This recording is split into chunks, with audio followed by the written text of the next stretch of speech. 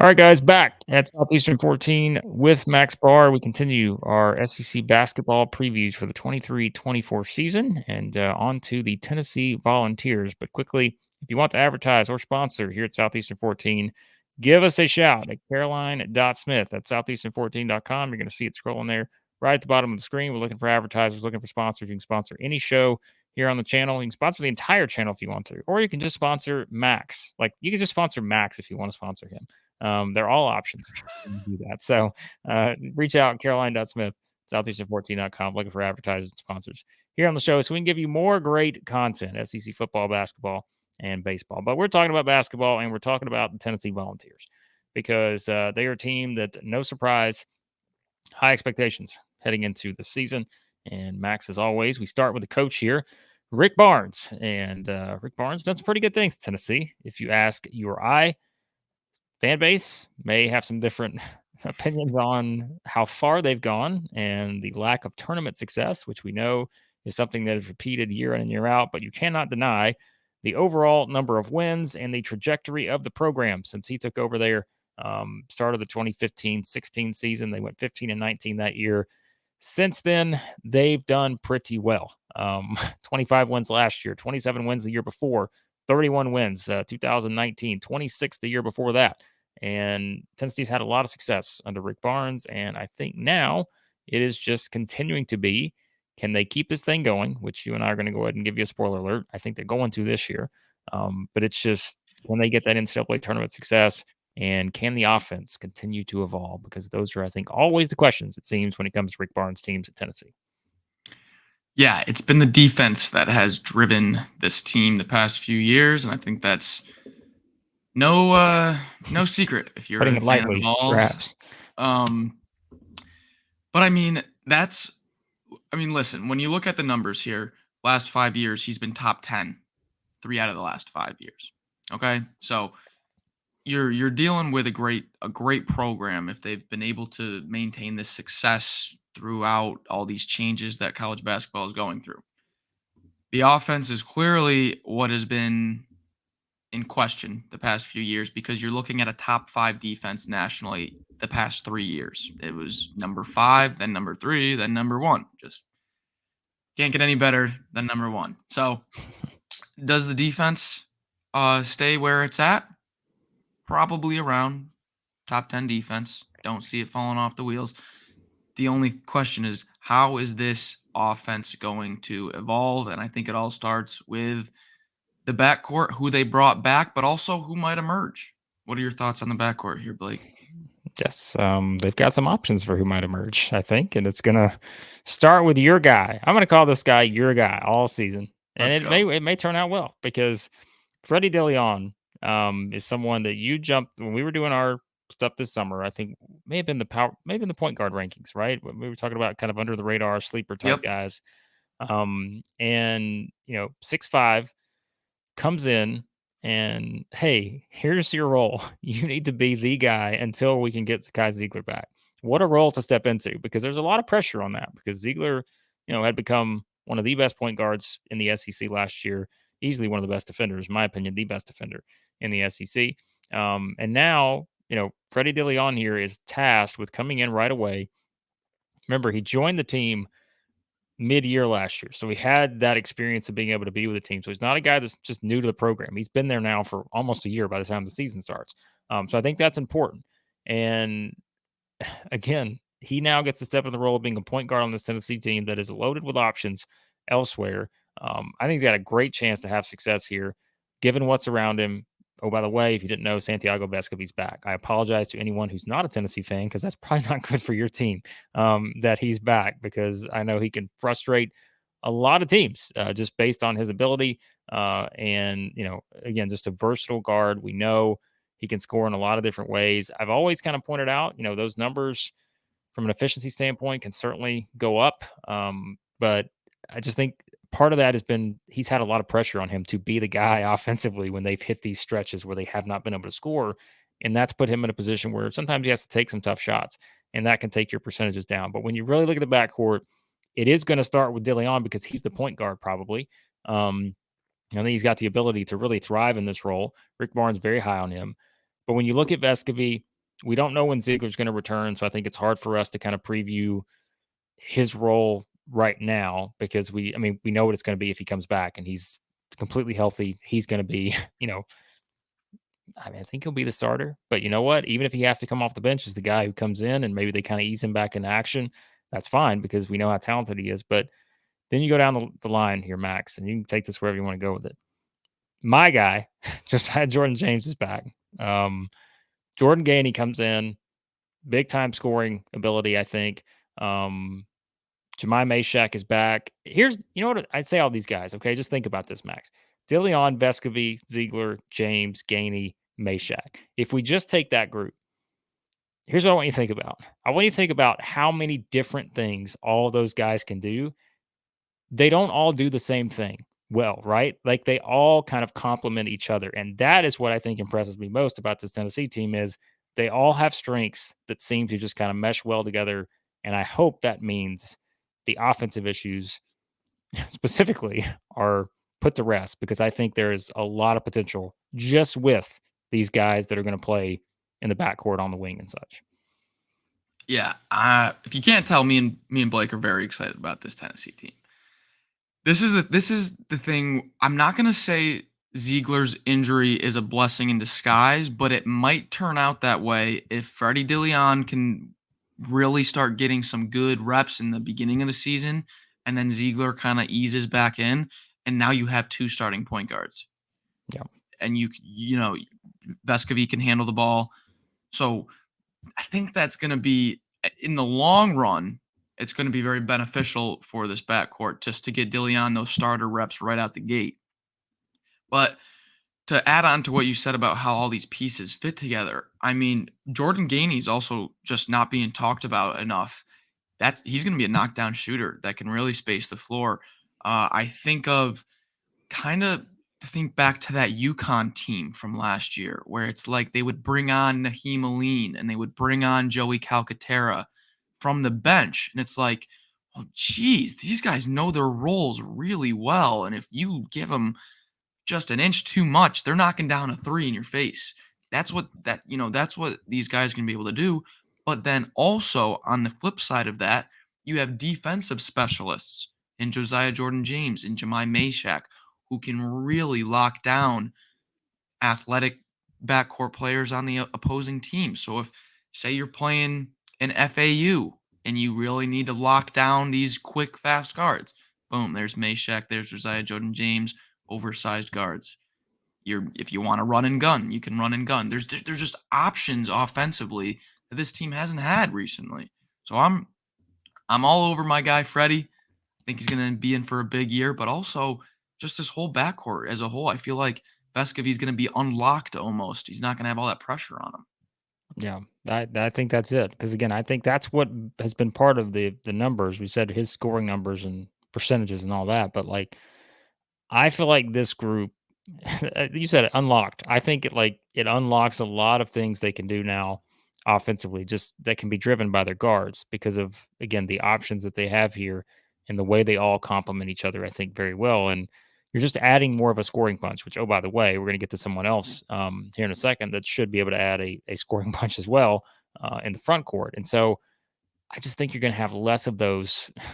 I hesitate to say this because Tennessee fans know that we have said this so many times over the years, but knock on wood, I think you're going to have less of those scoring droughts that just seem to always pop up with Tennessee. I think it's going to happen. Now, I've said that last year. I probably said it the year before, probably said it the year before that, and they seem to still happen. But I feel pretty confident there's a lot of ways they can get around that this year with these backcourt guys, especially. And I think Gainey's the one that I may bring up here in a second. But like I think he is one that's probably not getting enough love based on I think how much he could contribute to this team. So we'll see. And then James, I mean, you said earlier how many guys who can bring the ball up. There's a lot of guys who can handle the ball on this team. And so that's always a nice luxury to have too. So, all right, the front court. This is where, if you thought we were excited about the back court, man, might be equally as excited for the front court. And we can start with the guy who has gotten a lot of love this offseason, and rightfully so. Tobe Awaka has become, kind of the breakout sensation, I think. If you're going to circle two or three guys in the SEC this year that go from what they were last year, which was not bad, but like take just the biggest jump, I think it's very fair to say he could be one of those 2 or 3 guys that does it this season, based on everything we've seen. He's got the size. We know, I mean, the offensive rebounding ability, the rebounding ability overall. He is someone that will give Tennessee, I think, a lot of second chance opportunities, which will be good for a team that I think will be a better shooting team, but let's call it what it is. They were 32.9% from three last year.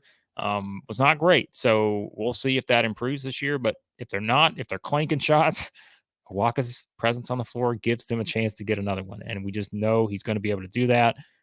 You look at kind of what he did for Team USA this summer, and we talked a little bit about that, Max.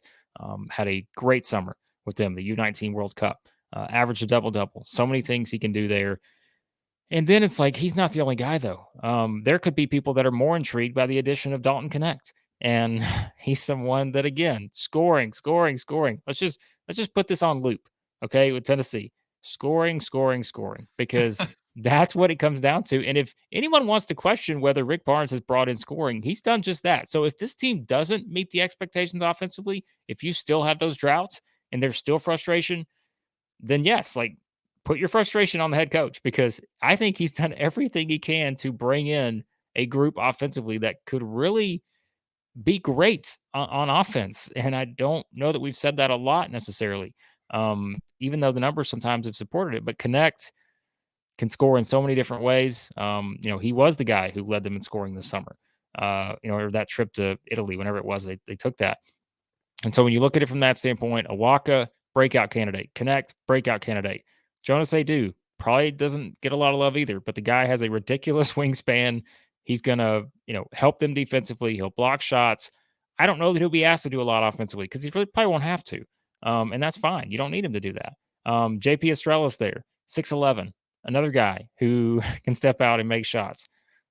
I can go on and on here, Max, but this team is at least 9 deep, in my opinion. I would be very shocked if they're not, I don't know what the rotation looks like minutes wise, but when they get Zeigler back, they're at least 9 deep, and I don't know how much of a drop off there is in a lot of these areas.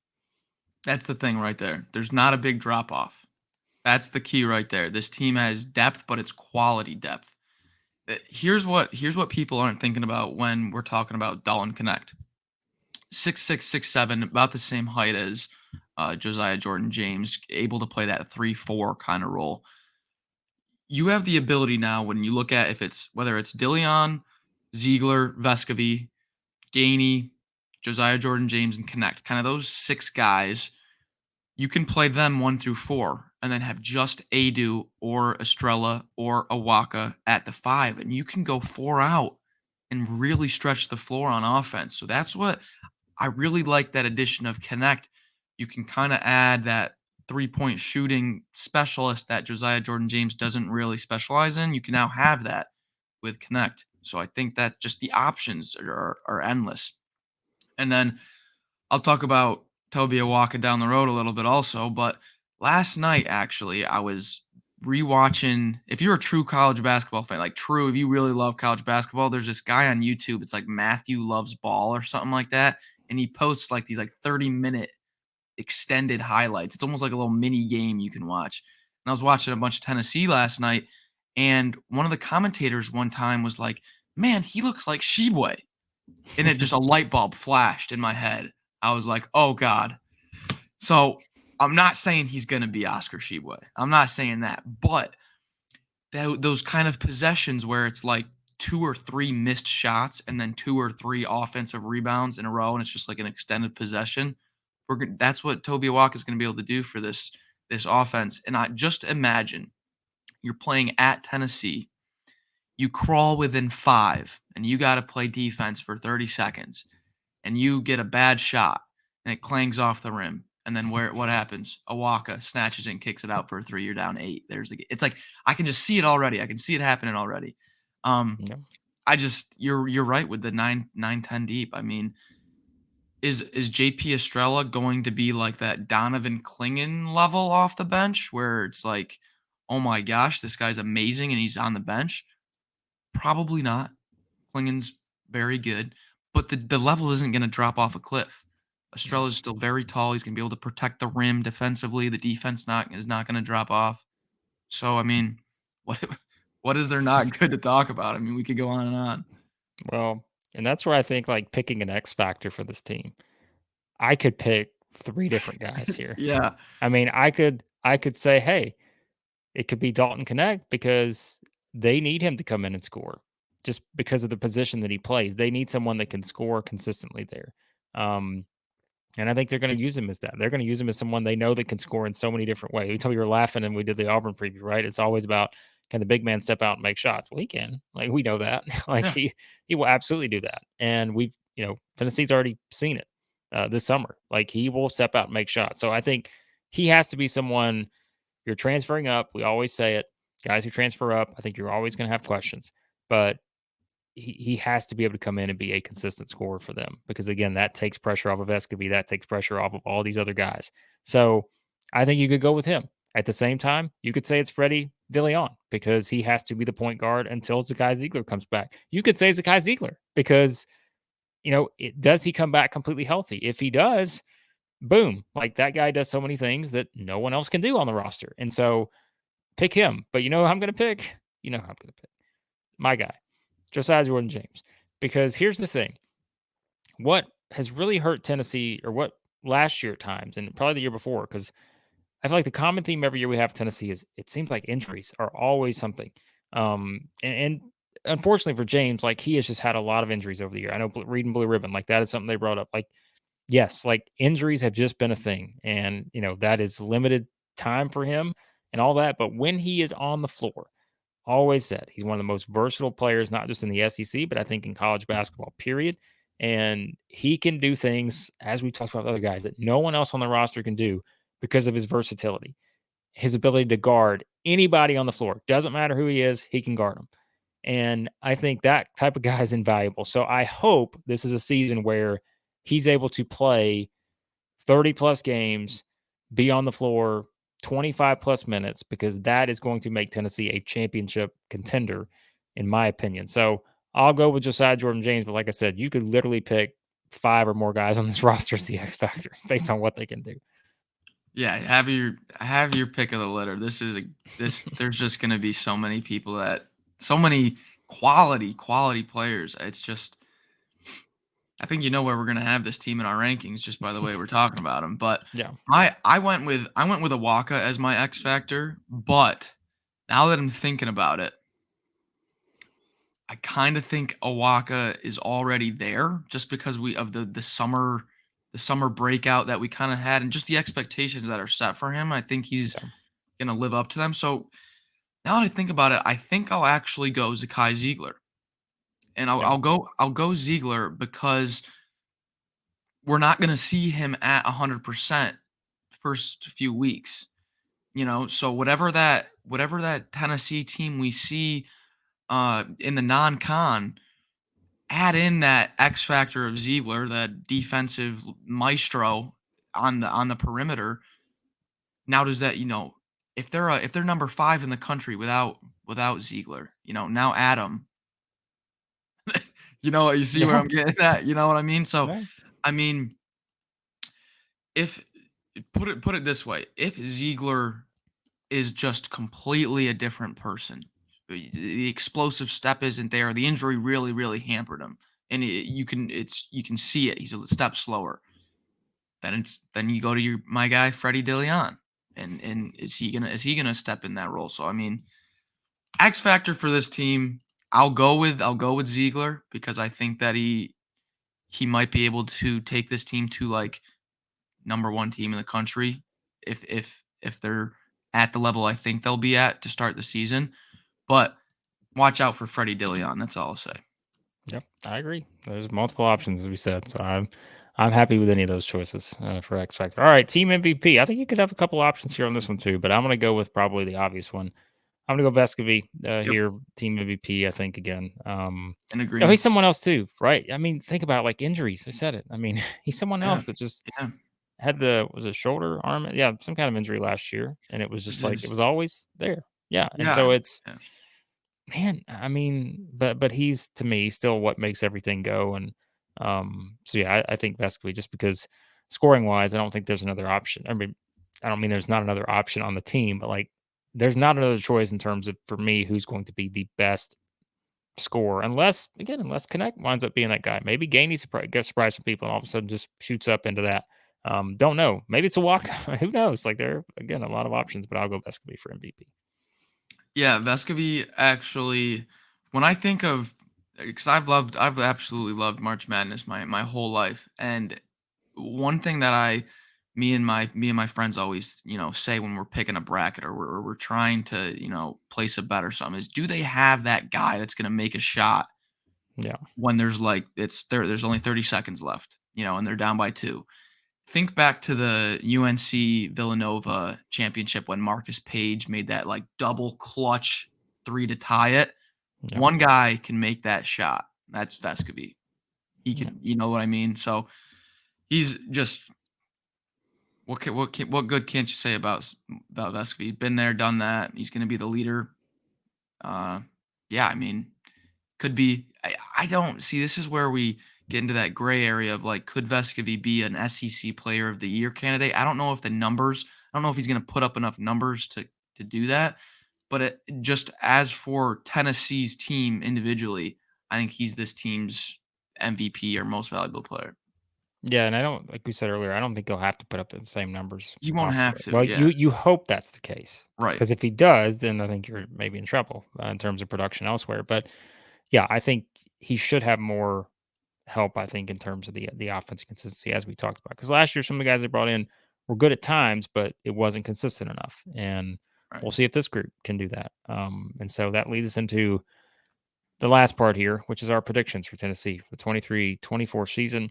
I'm gonna lead up to my big reveal here, but you look at the schedule. Sign me up for this schedule that Tennessee has, because you want to talk about games you're going to circle. First of all, Max, I want your betting expertise here. November the 10th, when Tennessee plays in Madison, Wisconsin against Wisconsin, the over/under, is that going to be set at like 54 for this game? Is going to be like a college, like first to 25 wins, or I'm actually eyeing a Tennessee team total over 35 I like for that. that for That's that game. much better than that. But again, two great defensive teams over the years, but we'll see what that is. But we go beyond that. They have the Maui Invitational. Start with Syracuse, get Purdue or the Zags after that. So there's going to be Tennessee out for blood either way on that game. Purdue or Gonzaga, given the history. And then I don't remember who the other teams on the other side. We'll about that later. Who do they get in the ACC SEC Challenge? North Carolina. So there's another big game on the schedule. Who do they get on December the 9th? Illinois. Their non-conference schedule, and maybe I'm just forgetting some games, but like they also get NC State in the was it the is it the Hall of Fame? I don't remember exactly the setting Classic. there. Yeah, maybe that's it. This is one of I have to believe this is one of Tennessee's best non-conference schedules in recent years, because I look back last year, they played Kansas. Well, I say that, Max. I mean, they played Kansas last year, played USC, Maryland, Arizona. Like, yeah, they've never done a bad job in terms of scheduling. Year before that, they played Villanova, Texas Tech, Arizona. But this one to me is just Maui adds a lot to it, and it's unfortunate that won't be played in Maui this year. But still, the competition is elite, and this is a fun non-conference schedule. So I lead all that in to say this. Plus, they got the SEC schedule. I'm just going to go ahead and give it away right now. The team I have, opposing fan bases convinced me otherwise. And you know who I'm looking at. Arkansas fans, I'm looking at you. Kentucky fans, I'm looking at you. A&M fans, I'm looking at you. Maybe Auburn fans, Alabama, I don't know, whatever you think. Convince me otherwise that there's a reason I should not pick Tennessee to be the best team in the SEC in 23-24. Because if you're asking ceiling floor, as we always do, ceiling, they're the best team in the SEC. They're a Final Four team. I know. I know what everyone's saying. I want to see a bracket, but like they have that potential, in my opinion, if the bracket looks good. Floor, I mean, really, Max, to me, it's like the only thing I think that keeps them from reaching that high mark is if it's the offense. It's the continual offensive issues that have reared their heads over the years. And I think it's injuries because that was something, as we said, there have been a couple guys who just had nagging injuries, it seems like, and that's always part of a season. But it's Ziegler's, health. It's James playing a full season. It's that kind of stuff. And so shooting, injuries, that could maybe scale back expectations a little bit, but I think they're no worse than a top 5 team in the SEC, which if you're in the top 5 in the SEC, you're a top 25 team. Yeah, yeah. I just want to start out by saying that game, Tennessee against North Carolina, I will, the second the line drops on that game, I will be betting Tennessee. The No second, matter what. no matter what. What should the line be as of right now? Let's pick a line. We'll see if we're right.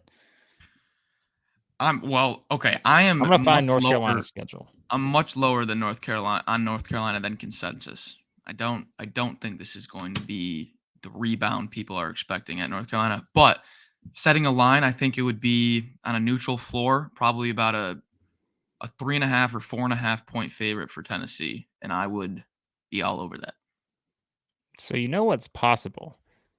It's possible that 5 days before that game in Chapel Hill, North Carolina could play Arkansas in the battle for Atlantis potential championship or some sort of scenario where they could get Arkansas, or they could get Memphis. Like that's because Carolina's got the battle for Atlantis, but they've got UC Riverside, Lehigh, Radford before that Tennessee game on November 29th. So very interesting. I'll be all over the Vols.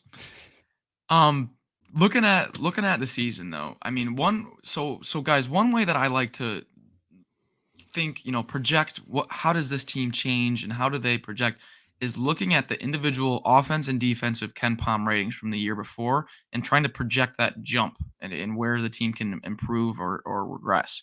So if you look at last year, they were 64th offense, first defense. The year before that, 2 years ago, 35th offense, third defense. So I think that Zeigler injury had a little bit of a say in taking that offensive rank back a little bit. But so you're looking at around a 50th offense and a top 5 defense. Can the newcomers take that from the 50th range to top 30? 30 and better? If you ask me right now, I say yes.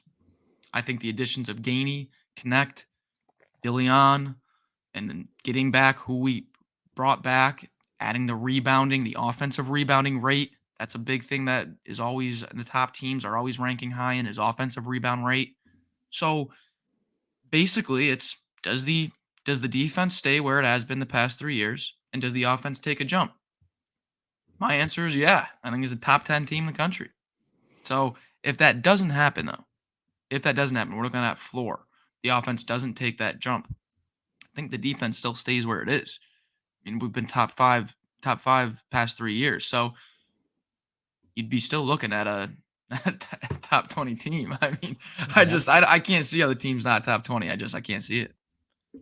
All right. The minus 110 on both sides on your options for this question. Okay. So you're getting, there's no juice. You're just getting the bet on each side. It's even. At any point this season, is Tennessee the number 1 team in the country? Oh, that's a good one. Yes or no? Minus 110 on each side. Because here's the thing, like you can say no and still think, okay, well then maybe they're number 3 team or 4 team or 5 team, and they're doing okay. But it's like, I don't know, man. Given the schedule, here's the only reason I asked that, because as I'm looking at the schedule, I'm like, they get a road win at Wisconsin. Let's say they win the Maui Invitational or get to the championship, maybe lose to I don't know, Gonzaga or something. Beat North Carolina and Chapel Hill. Beat Illinois, and let's just say they're winning some of these games in between too. They got NC State, as we said. I mean, if this team has one loss or something going into SEC play, there's a very good chance I think that they're right there in the top 3 somewhere. So it's. I would honestly right now, if I had to place that bet right now, I would go with yes. I think strength of schedule is why I would say there could be a very strong possibility, because of right, we're just projecting, but like if they won the majority of those games and let's say they only lost 1, I mean they'd have to move up very high. And so I think it's like, so I'm with you. I think it's possible. And if you're just wondering, Tennessee fans, how do you open up SEC play? Great opportunity in my opinion. Ole Miss at home, at Mississippi State, which anytime you play there, it's going to be a challenge. At Georgia, home against Florida, home against Alabama. It's the first 5 games. on the SEC schedule, all winnable. I think Tennessee will be the favorite in every single one of those games, depending on where we're at that point in the season. So, yeah, If they that'll be only an drop interesting one question. non-con, if they only drop one non-con and then they start 5-0, I don't see how they're not the number one team in the country. Because Purdue, by most people's accounts, is probably a top 3 to 4 team heading into the That's season. going to be the So, tough one, I think. yeah. So, like, that's one if they get that matchup. Gonzaga's probably hovering around the top 10 too, just like Tennessee. We talk about all these potential matchups. You've obviously got the SEC teams in there. So, yeah, I mean, I think there's a lot of potential. And, North Carolina, they're probably a top 25 team, but I don't think they're on the high end of that. So, but a lot of opportunity for Tennessee. And as you can tell, that's why we went 30 minutes on this team, because we were just, I think, excited about the possibility. So there you go. There are thoughts on the Tennessee Vols heading into the 23-24 basketball season. As always, again, hit that like button, hit the subscribe button. Remember, reach out to caroline.smith at southeastern14.com if you want to sponsor any of the content we have here at Southeastern 14. So many shows we got going up now. Basketball, baseball, football, it's all here. So reach out to her. And also a special shout out to our friends at CHOMPS. If you want a nice healthy snack, description below there, guys. Click on it. 15% off your first order for CHOMPS. SE14 is the code. Nice protein snack. You can check them out there with CHOMPS. But again, thanks as always for watching. We appreciate you guys supporting our basketball content. We got a daily show starting soon for basketball. Oh, yeah. So you're going to get no shortage of basketball content here at Southeastern 14. But appreciate you guys. Appreciate Max, as always, for joining me. And we'll talk to you again here soon at Southeastern